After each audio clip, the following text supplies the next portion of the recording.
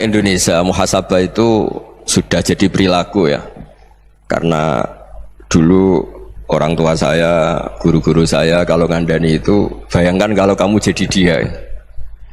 Jadi misalnya kita mentang-mentang atasan, otoriter sama bawahan, bayangkan kalau kamu jadi yang bawahan itu kayak apa. Laukun tamakanah, kalau orang Arab bilang, bayangkan kalau kamu di posisi dia. Makanya guyonannya orang-orang Indonesia itu kan orang ngaramkan judi gitu, bareng dikasih tahu, tapi yang menang anak jenengan, alhamdulillah. Ternyata ngaramkan itu karena ada anaknya, kalau anaknya yang menang ya seneng. Meskipun itu guyonan, tapi saya punya padanan itu dalam kitab Hikam. Nabi Ibrahim itu Khalilur Rahman, tentu bencinya minta ampun sama yang namanya maksiat. Suatu saat beliau diterbangkan di alam malakut. Itu kalau di Hikam saya halaman 15 juga.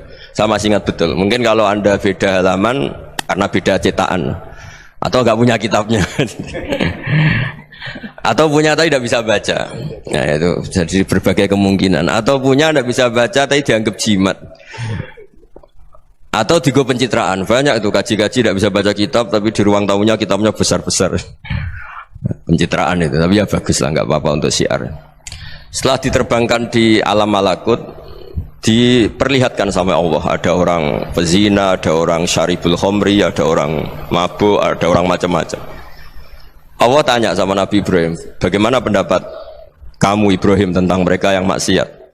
Kata Nabi Ibrahim, ya Allah, habisi saja mereka, mereka hidup di bumi engkau, makan rezeki engkau, kemudian mereka tidak taat sama engkau. Singkat cerita, di fase itu, saya ulang lagi, di fase itu Allah nurutin sampai sekian peristiwa, mungkin 3 atau 4.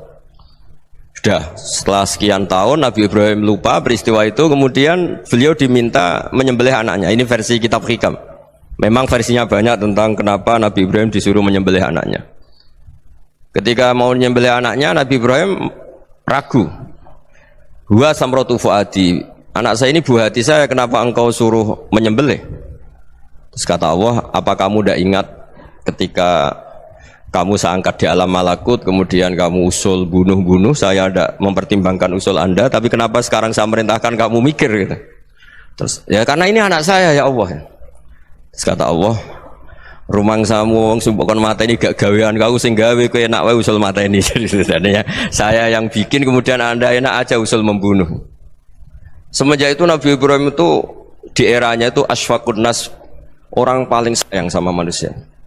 Karena kadang kita keras itu ya kebetulan itu tidak anak kita, tidak keluarga kita. Cara orang Jawa itu kan gitu ya, kalau ada perempuan terus macak yang macam-macam pakai sepeda motor cowok, terus wah itu luput suwuk, semoga-moga gini. Tapi setelah dikasih tahu, niku ponakane jenengan, semoga-moga selamat. Jadi jangan-jangan kemarin ahli ma'asi itu kebetulan itu tidak keluarga kita. Kalau keluarga kita yang pernah salah pada kita, semangat kita mintakan maaf. Jangan-jangan kita didikte hukum sosial gitu. Jadi orang yang salah kebetulan tuh orang yang menservis kita, atau keluarga kita, atau orang dekat kita. Jangan-jangan semangat kita mintakan ampun. Tapi kalau sama orang lain kebetulan musuh kita semangatnya minta itu kena adab. Nah ini yang nggak boleh dalam Islam. Islam mengajarkan niru Rasulullah SAW, Nabi itu rahmatal lil alamin. Bahkan kemarin saya ngaji virtual sama beberapa habaib, ada Habib Ali Al-Jufri dari Mesir, ya. Ada Habib Alwi dari Kuitang, ada Habib Nabil Al-Musawa. Dari sekian habaib itu saya masih ingat diantaranya yang didawuhkan rahmatan lil alamin itu ketika Nabi adahu kaumuh, disakiti oleh kaumnya, dan itu mereka masih kafir semua. Itu mereka dapat doanya Nabi, Allahumma hdi qaumi fa innahum la ya'lamun. Kayak apa baiknya Nabi, orang yang menyakiti, yang melukai, tapi Nabi masih berdoa, Allahumma hdi qaumi fa innahum la ya'lamun. Sayyidina Umar dapat doanya Nabi itu ya khina kana kafiran, ketika masih kafir didoakan, Allahumma a'izzal Islam bi Umar. Itu ketika masih kafir. Itu pelajaran bagi kita bahwa yang sedang tidak cocok pun itu berdapat doa kita. Ya doa supaya kondisi kita baik, hari tambah baik. Karena agama ini, saya berkali-kali bilang, limangka nayarjuwa hawal yawmal akhir. Agama ini diperuntukkan bagi yang selalu punya harapan pada Allah Subhanahu wa Ta'ala. Saya cerita muhasabah ini tentang hubungan kita dengan Allah. Di Indonesia itu banyak orang fasik, banyak orang nakal. Ya di mana-mana orang nakal itu ya mayoritas, wa aksaruhum fasikun. Tapi berkahnya harapan. Mungkin saya kira nakal sok benda, mungkin saya kira sholat sok ben sholat, mungkin sekarang belum sakho, belum dermawan, suatu saat dermawan. Barokahnya itu kefasikan ini dianggap sementara, sedang fasik, sedang tidak benar. Karena kiai-kiai kita, para guru-guru kita, para habaib utamanya itu mesti bilang semoga husnul khotimah. Nah barokahnya doa itu semoga husnul khotimah itu menjadikan satu pola sosial. Yang sedang fasik ini masih diharapkan jadi lebih baik, jadi lebih, sehingga kita tidak ngambil sikap ekstrim yang ingin menghabisi atau ingin mengadili, tidak, karena selalu kita punya harapan.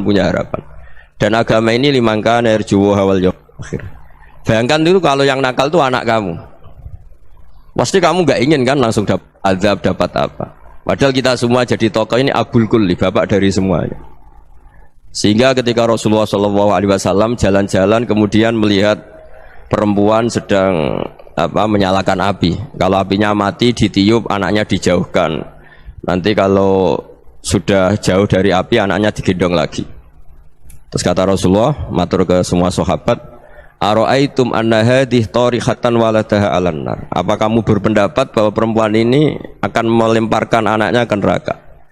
Tidak ya Rasulullah. Tidak akan seorang ibu melemparkan anaknya ke api. Terus kata Rasulullah, Allahu arhamu min hadih biwaladiha. Allah lebih rahman, lebih rahim dibanding orang tua ini kepada anaknya. Ini yang harus kita kenalkan terus, kita kampanyakan terus, supaya orang hubungannya dengan Allah itu nyaman, asik. Sehingga dengan demikian selalu ada harapan bahwa yang sedang nakal ini suatu saat tobat. Kita tidak boleh menghukumi pasti begini, pasti gini, itu tidak wilayah kita. Itu juga yang dicontohkan Rasulullah SAW. Secara lahir Nabi itu nggak berkenan sama Wahsy, karena Wahsy itu salahnya salah fatal, karena membunuh ahabban nasi ila Rasulillah, yaitu membunuh Sayyid Hamzah. Jadi ketika Wahsy tobat, Nabi itu nerima tobatnya. Dan ketika beliau dengan basariyahnya agak siap ketemu Wahsy karena harus ingat Sayyid Hamzah, basariyahnya diturutin. Oke, kamu iman, saya turutin, tapi jangan sering ketemu saya. Karena kalau ketemu kamu, saya masih ingat sama paman saya, Sayyid Hamzah. Kita bisa ngelola seperti itu. Kita tidak cocok sama orang, bagaimanapun mereka umat Rasulullah SAW, kita tetap mencintai mereka. Misalnya kalau beda agama, mereka sama-sama orang Indonesia, kita mencintai mereka atas nama warga Indonesia. Tapi kalau misalnya potongannya ora cocok, beda kultur, bawaannya itu mangkel no coro Jawa, ya bisa diilmoni, jangan ketemu. Wong sudah tidak cocok, ingin ketemu nyari solusi. Roh ini tok seneng itu kan ya repot itu. Ya sudah kalau nggak mati cocok ya jangan sering ketemu. Dan itu kita bisa memanage seperti itu tuh bisa. Saya berkali-kali cerita tentang Imam Syafi'i. Kalau dikasih tahu ya Imam Abu Abdillah, panggilannya Imam Syafi'i, tetangga anda ini ternyata banyak yang nggak senang anda. Jawabnya beliau senang. Ya bagus kalau nggak senang saya, ndak utang saya katanya. Jadi gara-gara saman seneng aku ngatur aku ini kan. Dan mungkin saman rasa seneng kan ya enak. Jadi hidup itu dianggap happy. Kalau seneng ya teman silaturahim, kalau nggak seneng ya nggak bakal utang gitu. Baru kaya seneng itu nggak ganggu. Gitu. Jadi dulu itu orang bisa ngelola seneng ndak seneng itu bisa.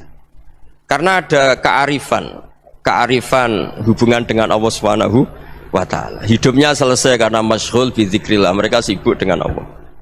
Makanya kata ulama-ulama tasawuf, kamu jangan melihat manusia perilakunya, tapi kamu juga harus ingat yang gerakkan semua itu Allah Subhanahu wa ta'ala. Dengan demikian kita farah, kita senang. Makanya Nabi kalau ngutus Anas bin Malik kemudian enggak kesampaian yang diinginkan karena Anas main, ketika garwa-garwani Nabi agak tersinggung, Nabi andaikan Allah menghendaki yang saya inginkan kesampaian, pasti itu kesampaian. Jadi dianggap kegagalan Anas gak manggil yang dituju Nabi itu ya kersane Allah, ya enteng saja. Sayyidina Ali lebih parah lagi yang dialamin. Itu dalam beliau kalau dipanggil tuh gak cepet-cepet ke sana. Ketika ditanya, kenapa kamu tak panggil gak cepet ke saya? Amin tu ukubatak. Karena aku tahu kau orang baik. Orang baik itu pemaaf. Jadi makanya orang-orang soleh dulu itu bodoh-bodoh itu. Makanya sekarang kalau ada orang bodoh itu mesti bidik orang soleh. Kalau orang-orang soleh itu kakean husnudzon akhirnya sering dibodohin. Abdul bin Umar itu masyhur itu. Kalau ada budaknya sering sholat, sergap sholat itu dimerdekakan. Akhirnya nggak sholat pun pura-pura sholat. Akhirnya juga dimerdekakan. Ketika ditanya, kenapa engkau merdekakan? Padahal mereka sholatnya menipu engkau, kata pembisik-pembisik itu. Man khoda'ana lillah in khoda'na lah. Dia nipu atas nama Allah, berarti saat tertipu juga atas nama Allah, enggak masalah dong, semuanya demi Allah Subhanahu wa ta'ala. Jadi ketika kita ketemu mensifati Allah Ta'ala itu ghafir, Allah pemaaf. Jangan kamu enggak fair untuk diri kamu nyifati Allah ghafir, pada orang lain Allah kamu sifati syadidul iqab. Jadi Allah kamu atur, kayak MC tadi ngatur saya. Jadi Allah itu apa? Kalau pada saya ghafir, kalau pada musuh saya syadidul iqab. Itu tidak fair. Kalau Anda punya harapan kepada Allah karena Allah Rahman Rahim, Allah ghafir, sebenarnya Allah pada musuh kita ya bisa saja Allah ghafir, bisa saja Allah Rahman Rahim. Sehingga kita melihat orang lain yang kita tidak cocok itu ya enteng saja. Itu min ummati Rasulillah sing tanaluhu syafa'atuh, tanaluhu sa'atu rahmati, tanaluhu fair. Jangan dengan kita kayak mesti dapat rahmat, jangan orang lain kayak Allah pasti syadidul iqab. Itu tidak boleh. Sehingga ketika ada orang Badui, singkat cerita orang Badui ini kencing di masjid, semua sahabat membentak dia. Yang enggak bentak hanya Nabi dok. Saking mangkalnya orang ini karena semua sahabat bentak kecuali Nabi. Setelah dibenarin Nabi, terus Nabi nyuruh sobu ali dhanuban min ma'in. Setelah disucikan masjid itu, dia berdoa keras sekali. Allahumma arhamni wa Muhammadan wa la tarham ma'ana ahadan. Ya Allah, yang berhak dapat rahmatmu hanya saya dan Nabi Muhammad, yang lainnya jangan. Karena yang lainnya tuh jengkelin, gitu aja saya salah dimarah-marahin gitu. Jadi kalau kamu doa terbatas ya kayak orang Bedui nih, kayak orang Arabi. Apa kata Nabi? Laqad tahajjarta wasi'an. Allah yang rahmatnya luas menjadi kamu sempitkan. Karena kamu mau atur Allah hanya Rahman pada Indonesian Power, pada NU, pada kita, yang orang lain nggak perlu dapat. Itu kan kasihan Islam, karena Islam terus nggak dimiliki semua orang.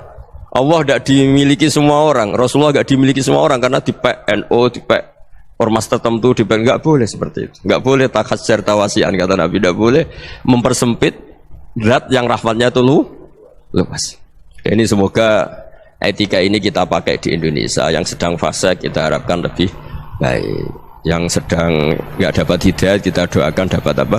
Hidayah. Masyhur kan, makanya tadi saya mohon sama Habib Ali supaya Habib Ahmad supaya tetap mahalul qiyam tabaruk sama Habib Ali. Di antara doa-doa di Simtud Duror masyhur itu antuqa bilal mudhniba minnah bil ghufran wal musi'ah bil ihsan. Jadi harapannya para habaib, para orang-orang baik dulu ya, semoga yang dosa itu dimaafkan, yang sedang salah dibuka, bikin lebih baik.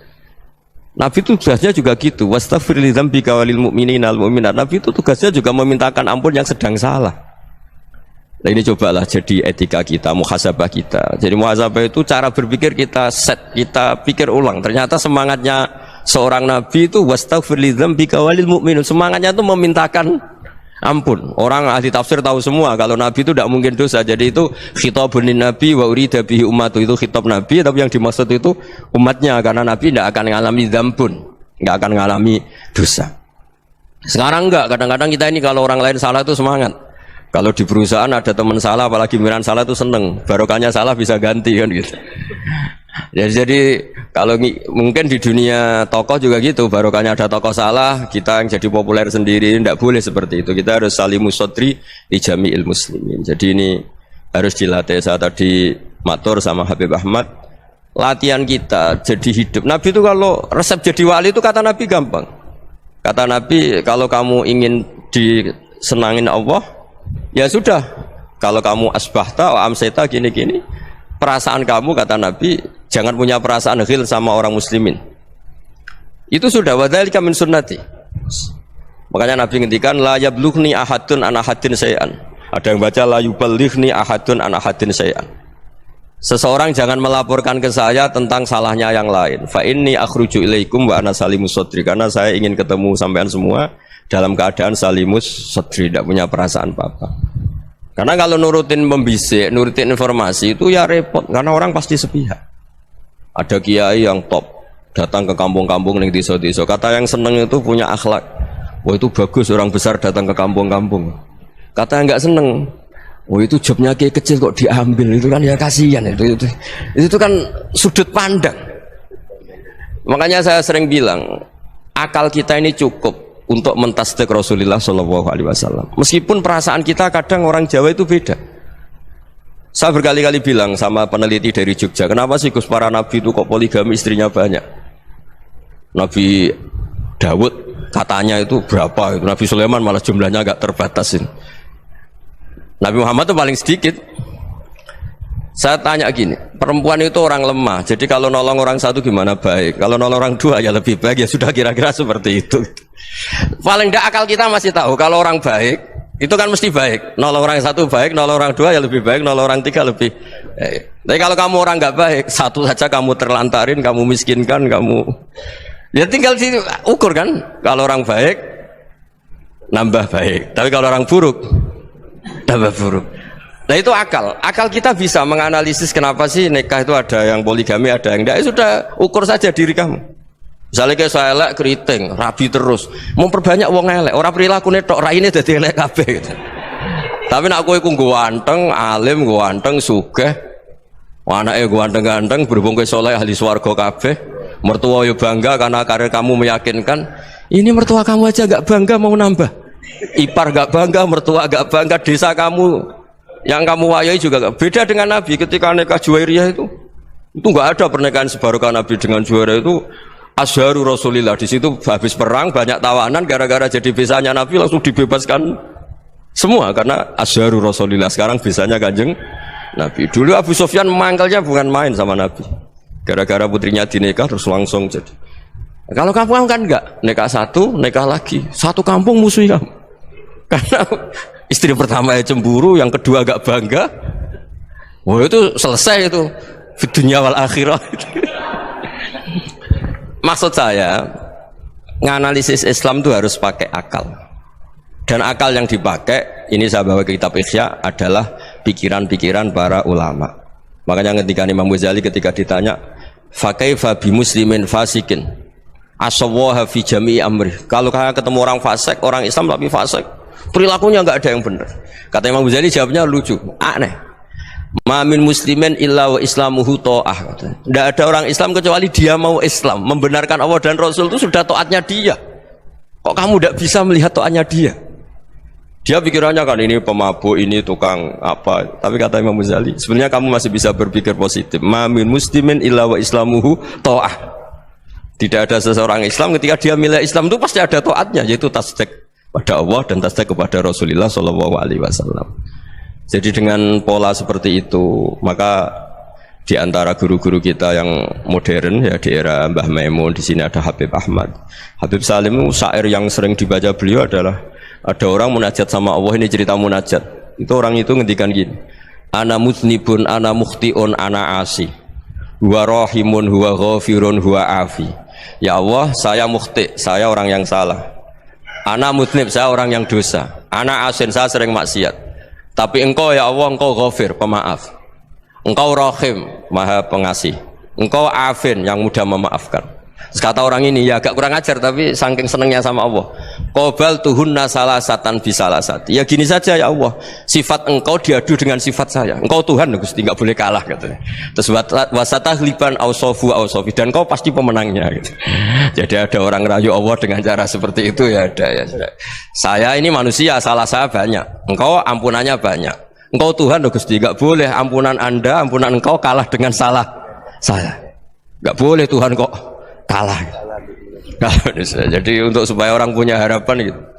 Banyak juga wali-wali yang jadab ketika datang ke makam Rasulullah SAW. Itu kalau dongo ya agak kacau sebetulnya, cara syariat agak kacau. Ya Allah, engkau punya dua pilihan. Jika engkau menjadikan saya soleh, surah habibu, yang senang kekasihmu, yaitu Rasulullah SAW. Tapi jika engkau menjadikan saya fasik, surah adubu, yang senang itu setan. Monggo jenengan mau menyenangkan kekasih jenengan, mau menyenangkan musuh jenengan, monggo jenengan bebas kok memilih. Mestinya Allah ya senang menyenangkan kekasihnya. Jadi ya, intinya Allah dipaksa untuk menjadikan dia orang soleh gitu. Jadi kayak kemarin itu Pak Bu siapa yang kesini itu, yang sama jenengan itu, Julia kesini itu sama Habib Ahmad. Saya pertama nggak mau, lama-lama Habib Ahmad, ini gimana Gus? Orang tahunya saya dekat jenengan, kalau nggak kasil saya waduh. Ini kayak doanya wali yang tadi. Nggak punya pilihan, nggak ada pilihan ini. Jadi saya mohon muhasabah itu dimulai cara berpikir. Makanya di sini sebetulnya tag ini supaya dapat barokahnya Ihya. Ini kitab yang disenangi para habaib, para ulama. Sebetulnya tag di muhasabah itu redaksinya gini ya, yang lengkap.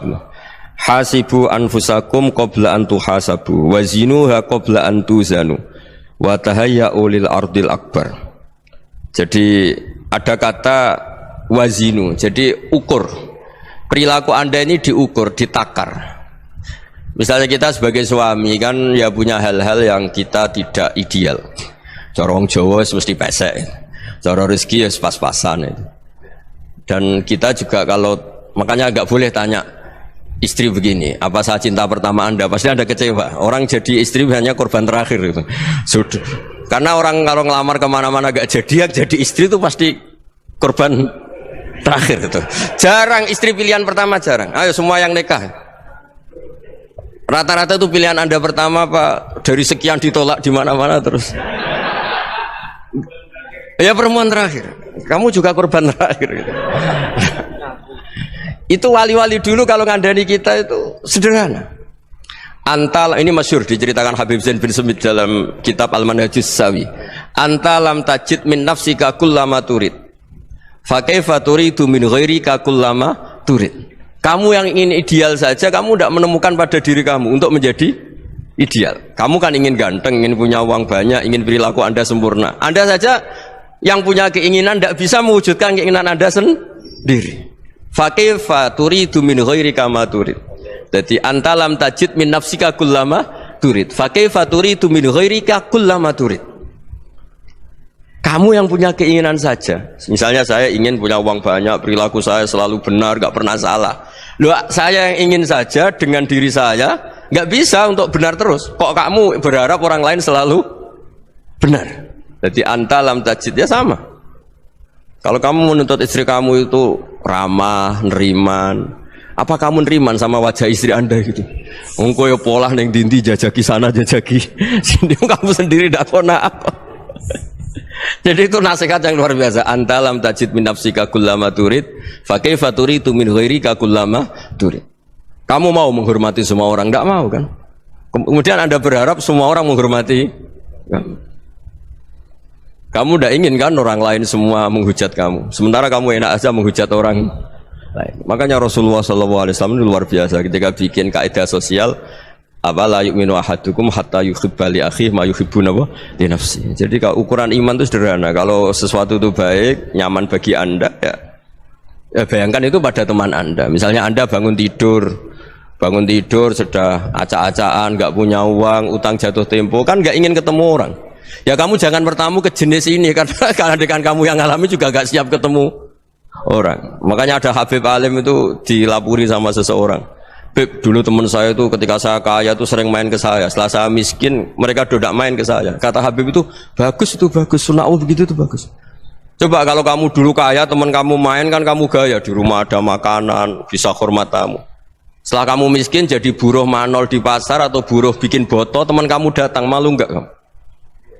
Mendingan enggak datang gitu. Akhirnya baru, oh ya alhamdulillah kalau gitu. Loh ya kan dulu teman kita datang, kita ada Alphard, istri cantik, rumah bagus lah, kita miskin, buruhnya orang pas dibentak-bentak, teman kamu udah datang. Milih datang kamu enggak kalau setelah kamu jatuh? Enggak kan? Jadi barokahnya ilmu itu terus. Ya, tapi kadang-kadang orang loh, wah setelah saya miskin teman-teman enggak kasih ke sini. Ya kalau kamu sudah jatuh, teman-teman kamu situ jadi tontonan. Ya mulai sekarang cara berpikir itu dirubah.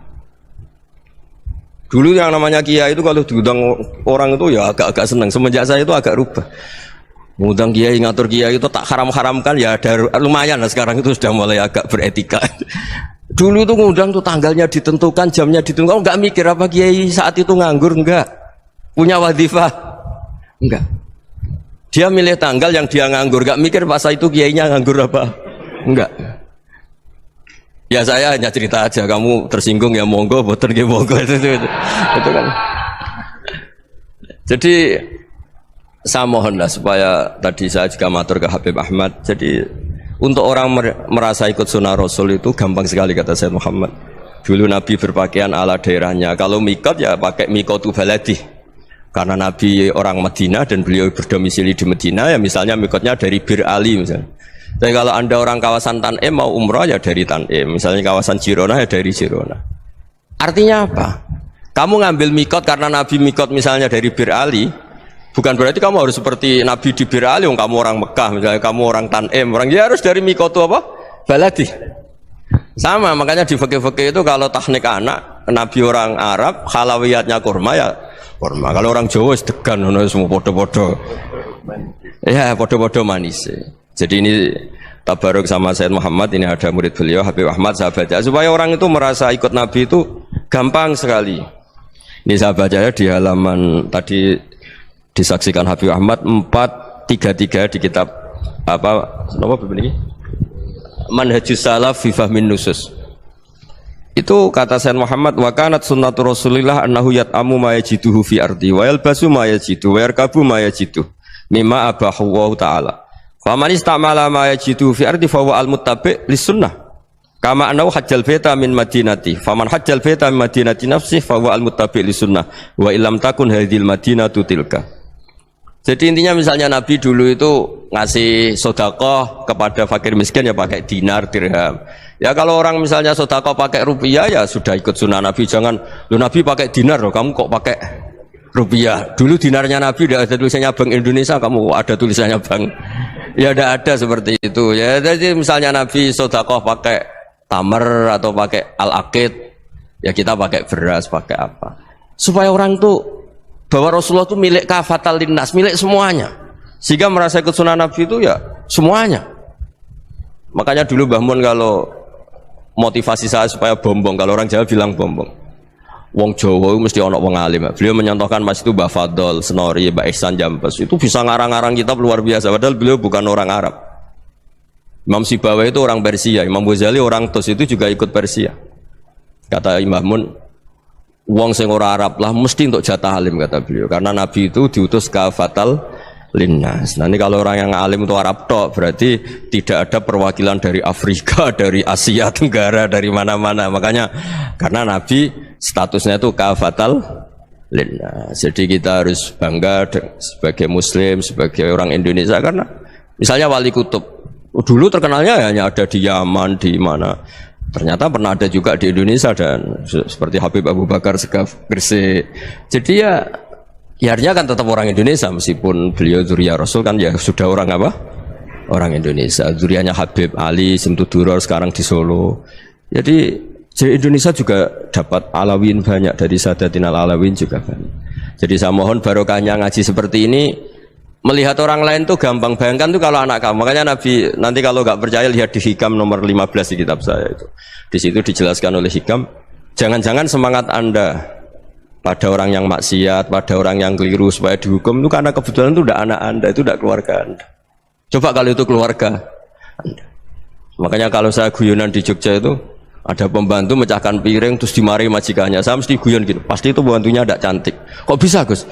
Andai kan cantik dan kamu senang mecahno piring satu, piring 1000 ra iso ngamuk kowe. Ternyata ngamuknya itu karena mecahkan piring apa karena plus tidak cantik? Coba jawab para lelaki ini. Kamu marah sama orang maksiat tuh karena maksiat, karena plus itu udah anak Anda. Bayangkan kalau itu anak Anda. Itu hebatnya Rasulullah SAW, karena kita yang salah pun kadung umatnya, Nabi tetap ngasih fasilitas syafaati li ahlil kabair min ummati. Kayak apa baiknya Nabi? Tidak ikut maksiat tapi ikut fasilitasi ngasih syafaat. Loh kalau li ahlil ibadah kan wajar, Nabi ketika ini syafaati li ahlil kabair min ummati. Ya karena tadi logika yang dibangun Rasulullah itu logika yang luar biasa. Kita semangat orang lain kena hukuman itu karena kita tidak punya ra'fah, tidak punya rahmah. Coba kalau Rasulullah yang bil mukminina raufur rahim, semangatnya itu mendoakan supaya tobat, mendoakan diampuni. Dan itu juga yang diperintahkan oleh Allah Subhanahu wa taala, wastaghfir li dzambika walil mu'minina wal mu'minat. Ya semoga barokahnya ngaji ini, barokahnya Habib Ahmad, barokahnya Maulid Simtuduror, barokahnya semua kitab madaih, tiba berjanji semuanya, barokahnya Ikhya, barokahnya Said Muhammad, barokahnya guru kita semua, Mbah Maimun, bapak saya. Kita ini ngikuti manhaj, ya, ngikuti apa? Manhaj. Saya sering didhawuhi Mbah Mun, kenapa ihdinas siratal mustaqim bukan siratoka? bukan jalan engkau ya Allah. Karena Allah itu nggak bisa kamu tiru. Allah itu tidak tidur, tidak makan, tidak kesel, tidak capek. Yang bisa ditiru itu siratal ladzina an'amta alaihim. Yang bisa ditiru manusia ya niru manusia. Karena Allah itu tidak bisa ditiru. Makanya ihdinas siratal mustaqim siratal ladzina. Dan niru siapa? Niru guru-guru kita. Termasuk niru cara pandang. Jadi misalnya ada orang awam di rumah itu hanya delok reng, delok tikus liwat, itu kan kayak nganggur. Kok ora tahajud malah mendelok reng. Melihatnya jangan gitu. Huwa tarokal ma'asiyah. Dia di rumahnya tidak dugem, tidak kemana-mana. Dia berarti malam itu tarkul ma'asi. Tidak nyopet, tidak garong, tidak ke tempat maksiat. Susahnya apa sih husnudzon? Jadi jangan lihat huwa tarkut tahajud, huwa tarokat tahajud, wa taroka qiyamal lail. Oke ya, namanya orang begitu ya tidak tahajud, tidak qiyamul lail.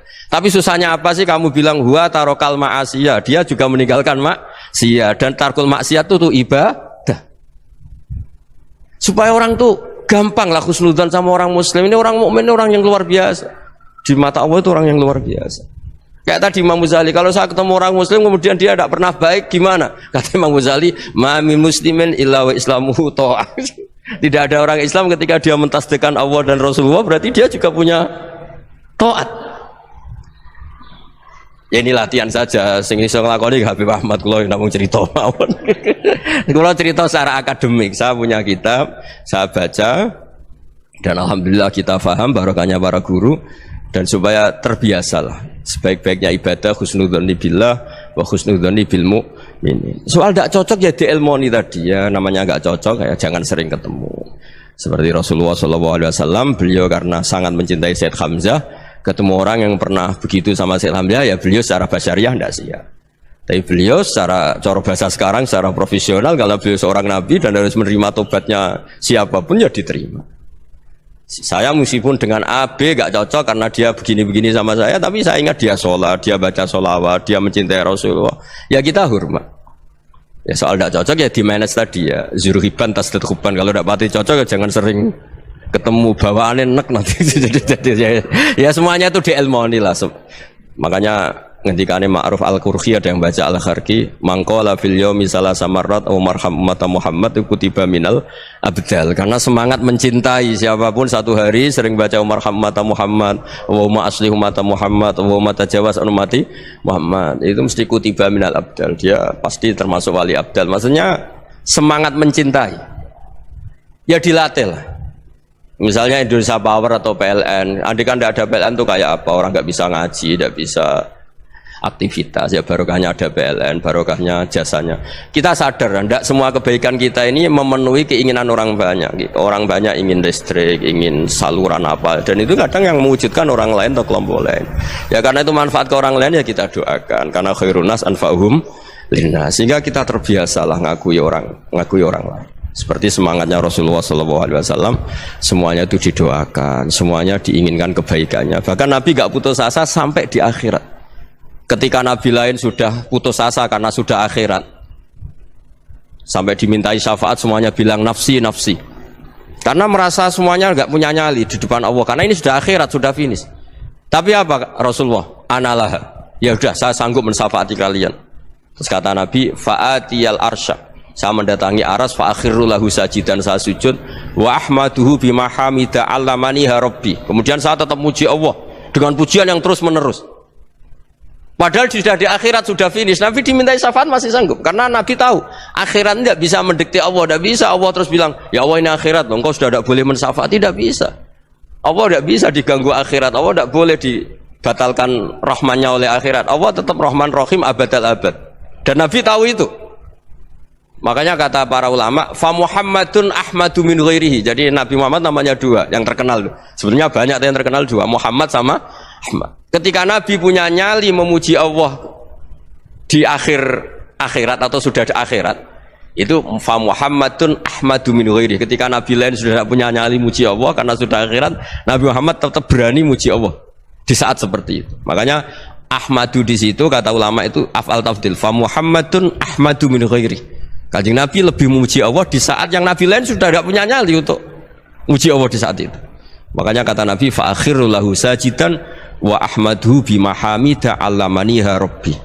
Akhirnya setelah lama gitu terus Allah ngendikan ya Muhammad irfa' ra'sak wasal tu'tah wasfa' tusyaffa. Sudah Muhammad, angkat kepala kamu, kamu minta apa saya turutin, dan kalau kamu ingin mensyafaati umatmu saya beri hak napa? Syafaat. Nah, semoga semangat itu juga menjadikan kita munajat bahwa rahmat Allah tidak terbatas, harapan juga tidak terbatas. Mungkin yang sedang nakal ya kita katakan sedang, jangan terus kamu pastikan wah ini mesti suul khotimah, mesti tidak orang baik. Tidak, agama ini liman kana yarjuwa wal yaumal akhir, selalu bagi yang punya harapan. Ya, mugi-mugi dapat barokah semua. Mantu dengan kata wassalamualaikum warahmatullahi wabarakatuh. Oke, terima kasih buat teman-teman semua yang sudah menyaksikan video ini. Mudah-mudahan bermanfaat dan bisa menambah ilmu dan keberkahan buat kita semuanya, guys. Dan oke, buat teman-teman semua yang baru gabung di channel ini, jangan lupa like and subscribe dan nyalakan tombol notifikasinya biar nggak ketinggalan video-video terbaru dari channel Sahabat Orchid TV, guys. Dan oke, buat teman-teman semuanya dimanapun Anda berada, mudah-mudahan kita diberikan kesehatan, rezeki yang melimpah, dan panjang umur. Oke, terima kasih. Salah-salah dari kami, mohon maaf. Ada kekurangan. Wassalamualaikum warahmatullahi wabarakatuh. Bye-bye.